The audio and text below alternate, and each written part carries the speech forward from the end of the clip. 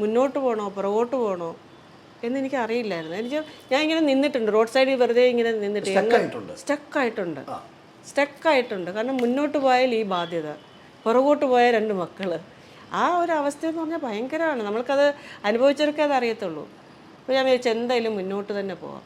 കുറേ ഇങ്ങനെ ആലോചിച്ച് വന്നാൽ പുറകോട്ട് പോയി കഴിഞ്ഞാൽ ഈ ബാധ്യത പിള്ളേരെ കൊണ്ട് വീട്ടാൻ പറ്റില്ല. മുന്നോട്ട് പോയി ഈ ബാധ്യത വീട്ടാം. പക്ഷെ ഒരു 1 ഇയർ കൊണ്ട് ആ ബാധ്യത വീട്ടി. 1 ഇയർ കൊണ്ട് ബാധ്യത വീട്ടിയത് എൻ്റെ മിടുക്കല്ല. അത് ശരിക്കും വന്ന് ഭീമയുടെ എല്ലാ ബ്രദേഴ്സും, നമ്മൾ എല്ലാ ആൾക്കാരുടെയും അഡ്വർടൈസ്മെൻറ്റ് നമ്മളായിരുന്നു ചെയ്യുന്നത്, ഞാനായിരുന്നു ചെയ്യുന്നത്, നമ്മൾ ഗ്രീൻ TV ആയിരുന്നു ചെയ്യുന്നത്. അപ്പം അവിടുത്തെ എല്ലാ ബ്രദേഴ്സും കൂടെ പറഞ്ഞു, ഇങ്ങനെ ഒരു പ്രശ്നം വന്നപ്പോൾ അവർ പറഞ്ഞു ടെൻഷൻ ആവണ്ട, നമുക്ക് ക്രെഡിറ്റ് പീരീഡ് ഉണ്ട്, ആ ക്രെഡിറ്റ് പീരീഡിന് മുന്നേ അഡ്വാൻസ് ബില്ല് ഇൻവോയ്സ് അയച്ചോ, അഡ്വാൻസ് ആയിട്ട് പേയ്മെൻറ്റ് അയക്കാമെന്ന് പറഞ്ഞു.